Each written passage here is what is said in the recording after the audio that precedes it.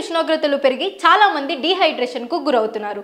దీనివల్ల మూర్ఛ, మూత్ర విసర్జన సరిగ్గా లేకపోవడం, గుండె వేగంగా కొట్టుకోవడం, వేగవంతమైన శ్వాస ఈ లక్షణాలతో షాక్ కు గురవుతే వెంటనే వైద్య సహాయం తీసుకోవాలి. వేసవిలో శరీరం డీహైడ్రేషన్ కు గురి కాకుండా ఉండేటందుకు చిన్న చిన్న చిట్కాలు పాటిస్తే సరిపోతుంది. అవేంటో చూసేద్దాం. బయటకు వెళ్ళేటప్పుడు మీ వెంట మంచినీటి బాటిల్ తప్పనిసరిగా తీసుకొని వెళ్ళండి. క్యాలరీలను తగ్గించడానికి, శరీర బరువును నిర్వహించడానికి చక్కగా పానీయాల కంటే నీటిని ఎక్కువగా తీసుకోవాలి. కూల్ డ్రింక్స్ కంటే లెమన్ వాటర్ లేదా పండ్ల రసాల్ని తాగాలి.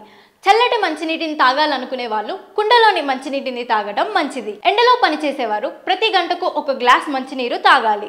గంటల పాటు సాగే సుదీర్ఘమైన పనుల్లో, చెమట సమయంలో సమతుల ఎలక్ట్రోలైట్స్ కలిగిన ఫ్రూట్ డ్రింక్స్ తీసుకోవడం మంచిది. అధిక కెఫిన్ లేదా చక్కెర ఉన్న ఆల్కహాల్ పానీయాలకు దూరంగా ఉండడం మంచిది.